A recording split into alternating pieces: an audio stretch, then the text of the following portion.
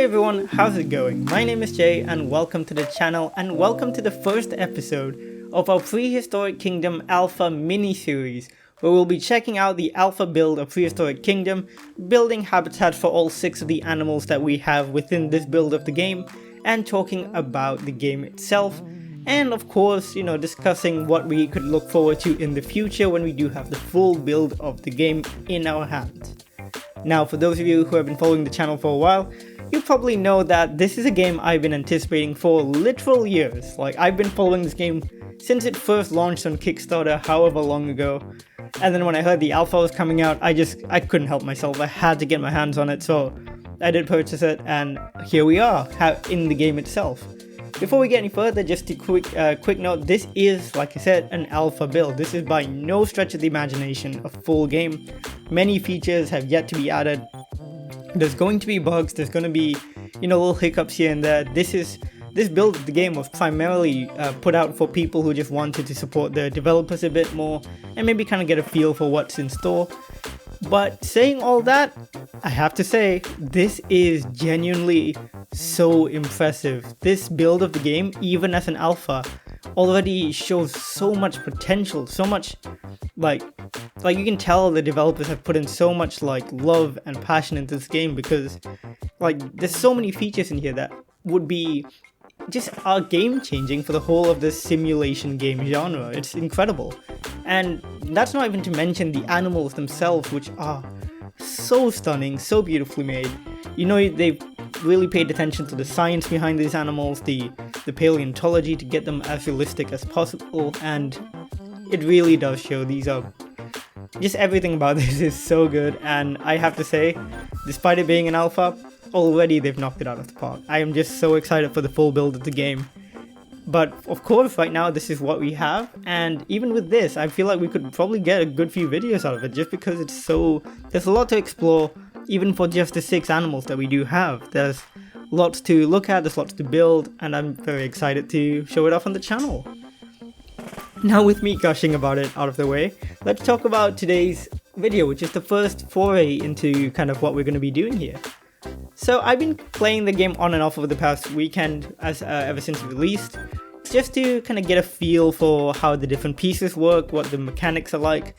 Lots of features are still not fully optimized. For example, you can't merge and split groups like you would in Planet Zoo yet, stuff like that. But even with all these features not fully added, I can already say very easily that the building mechanics in this game are really top notch, really incredible stuff. And one of the biggest game changes, I have to say, is the inclusion of a scaling feature, so that you can scale up and down, like what you see me do with the mulch right now. You can scale the sizes of items, which, it's incredibly tricky to do right in a game, because when you're scaling 3D models, they get distorted super easily. But here, the items don't really look distorted. Like, if you watch me play around with the plants up here and scale them, you'll see that they don't look really weird, even if you stretch them in different ways. Of course, if you're going to pull them to the extremes, then yeah, maybe. But still, as you see me flatten and stretch things out, you can tell that it still looks like what it's meant to look like, and it looks really good. So, the scaling feature, absolutely one of the best parts of the game, I have to say. Flat out, an absolute game changer.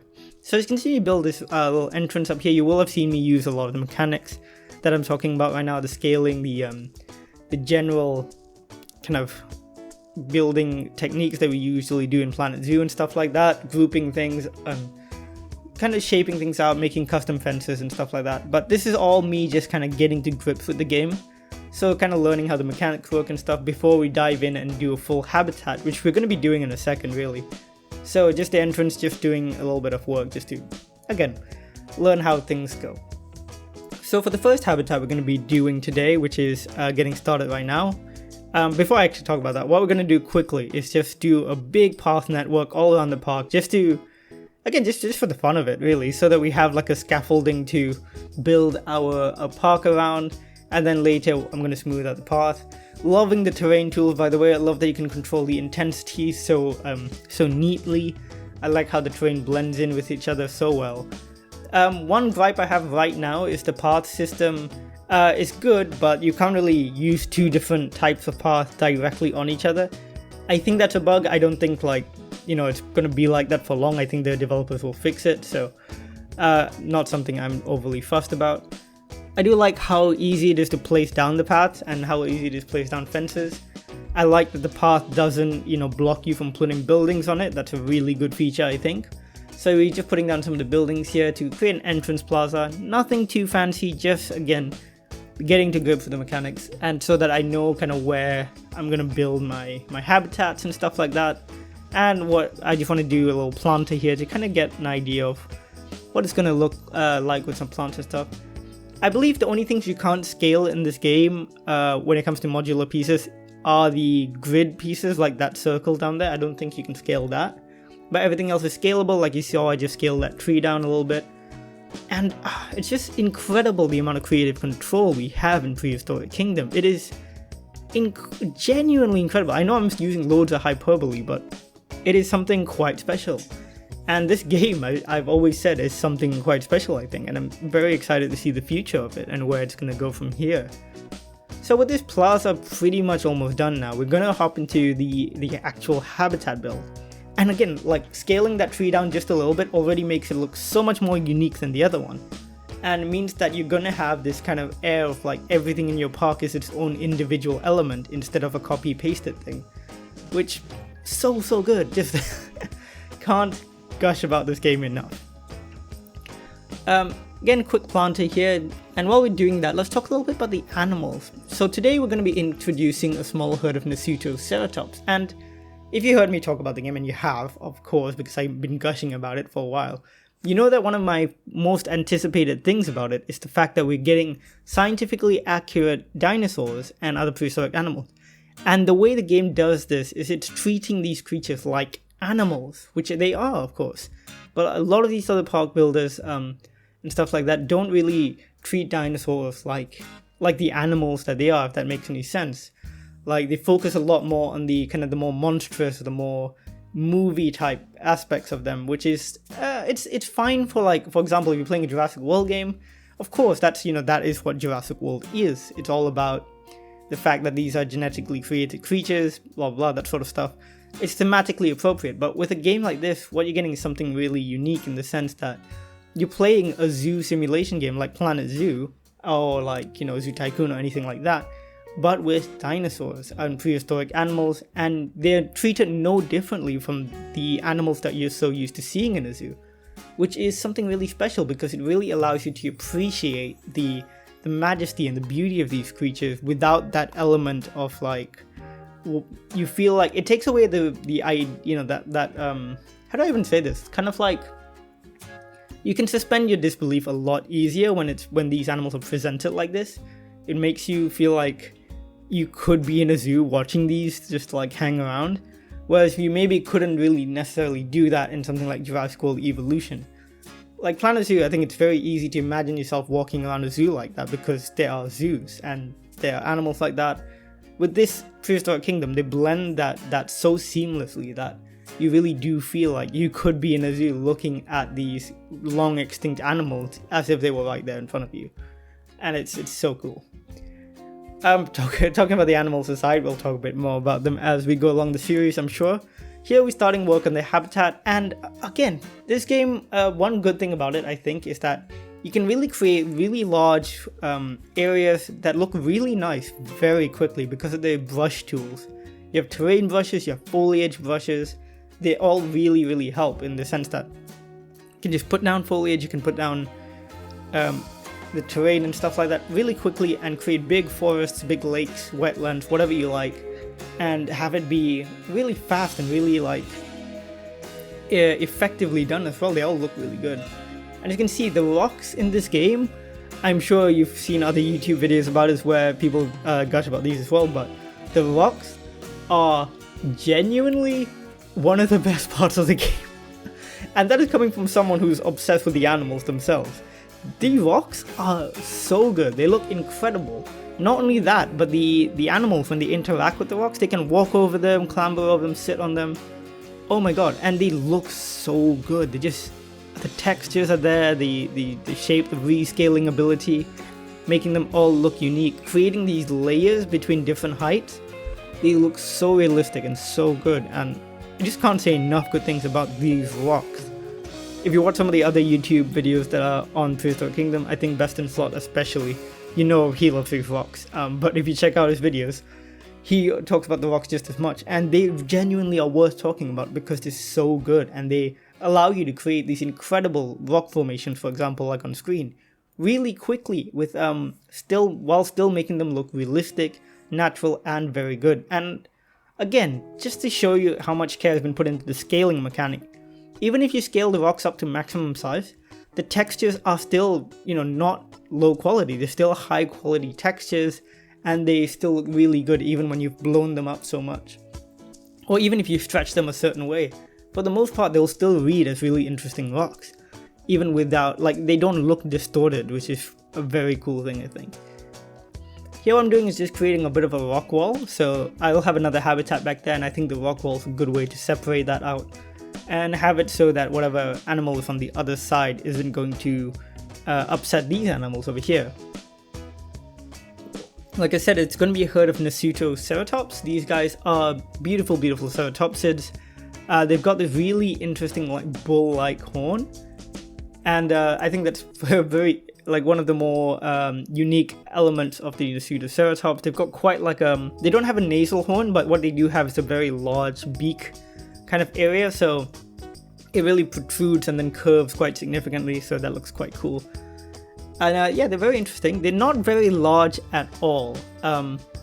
In fact, they're relatively small ceratopsids compared to some of the massive ones, like Triceratops, Triceratops. Those are humongous ceratopsids, like elephant size easily. Whereas Nasutoceratops is, while it is a long animal, it's probably only about the height of a regular person, so think more like the size of a medium-sized rhino, not quite like the size of an elephant, like I said, the Triceratops and stuff were. Anyways, on screen, going back to this, you can see how easy it is to add foliage and add it really effectively. So I added the wetland foliage around the water. Now I'm adding in some of this scrubbier foliage just around the rocks to kind of show you okay, water's collecting here, that's where the plants are going to grow. And then these nice big wide swathes of kind of mini forests with those big flat trees. And again, like I said, so easy to add big amounts of foliage like this. And the logs as well. We've got a nice big selection of logs that we can use that look really good. Here I'm quickly adding another canopy. These again, I think look so good, and they look again like something you would see in a zoo, so very nice and very realistic as well. So I think they're really cool. Back to Nasutoceratops, I think the version in the game looks so good.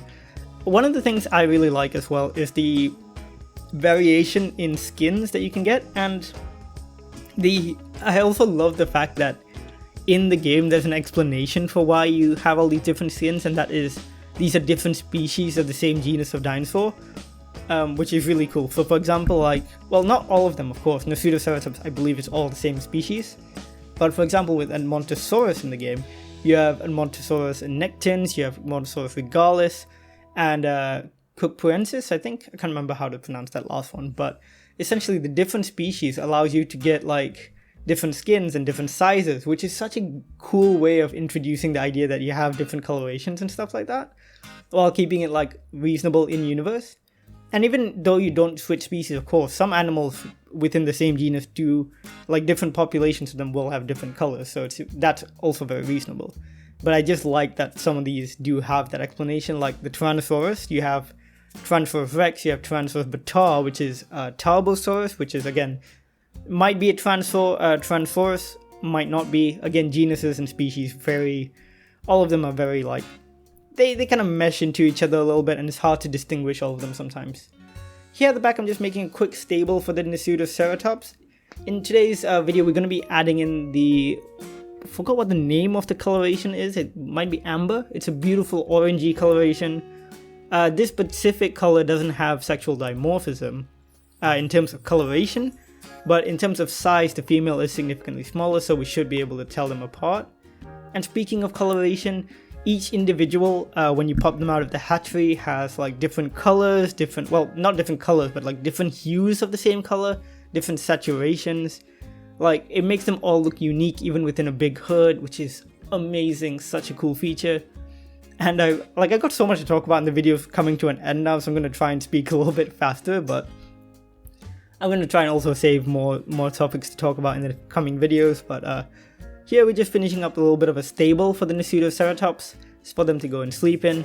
Just, again, this is quick, like, most of the first episode of me learning all this stuff, so nothing too fancy, relatively, well, I wouldn't say simple, but like relatively basic kind of things, like no really big elevation changes or anything like that. But I'm very happy with how it looks, and yeah. God, I'm so excited to play this game some more. Just, but yeah, because of these different subspecies and stuff that I was talking about, what I'm gonna do is actually not just have 6 habitats for these animals, but have multiple habitats per genus. So for example, we could have one habitat for Edmontosaurus annectens, one habitat for Edmontosaurus regalis, and same goes for the Tyrannosaurus and the Styracosaurus, etc. This so we can get like more habitats in, more time to explore and spend time with these animals, and of course just fill up a bit more, just more space in this park, because I am genuinely in love with the game. It's so nice and it's so fun, and it just, if this is how the alpha is, I cannot imagine how good the full game is going to be. But again, I don't want to overhype it as well. It is of course an alpha, there's still issues with it, there's still bugs, the controls aren't fully there, there's you know, the guests, the AI is really not there, there's not much there, but of course it is an alpha, these are all expected things. But they're just seeing the potential, seeing the work that the developers have put in. I am tremendously excited for the future of this game, and of course I believe once this game is fully out, it is going to be a staple of the channel. Like, I'm pretty sure it is. Like, I can't imagine why it wouldn't be. So look forward to that. I am. So I'm very, very much looking forward to that. Just finishing up the stables here by putting on the roof, and we're coming up to the end of the episode.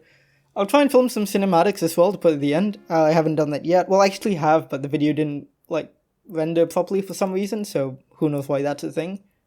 And I believe I actually also keep in the video I keep in the time lapse the moments where we actually hatch out the dinosaurs, just so I can just quickly talk about them. But I've already talked about them mostly, so I'll just show you, and we can just discuss how the hatchery system works. Which is one more cool thing I wanted to talk about before the video ends, is that in a lot of our modern zoo games, Planet Zoo, Jurassic World Evolution, well, not necessarily zoo games, but you know what I mean, like animal-based simulation games, placement of animals is quite tricky now. Like, whenever you hatch an animal or purchase an animal, in these games you always have to like get a staff member to bring it to the habitat, or get a transportation vehicle to do that.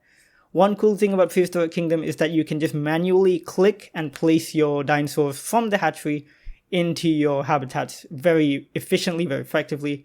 Of course, that takes away an element from the management side of things, but for a sandbox player like myself, this just helps so much. And it just takes away, like, it's a big quality of life thing essentially, and it feels so good. One final element here I'm putting at the end is just some logs by the short fence, so that the animals don't come too close to it. So that, you know, they don't. And here, I also forgot, this is actually one of my favorite things I've done, is create a very simple, just pseudo scratching post. I imagine that's what the Nasutoceratops could scratch against, and I think it looks quite nice. And I just scattered these throughout the habitat, and I'm very pleased with how the habitat turned out. Anyways, that is the end of today's episode. I hope you guys enjoyed this. I hope you guys look forward to more Prehistoric Kingdom coming soon. Got Planet Zoo on Wednesday as usual, and Jurassic World Evolution on Fridays. Look forward to those. Like the video if you did like today's video. Comment down below and let me know what your favorite part of this is, what your favorite thing about Prehistoric Kingdom is.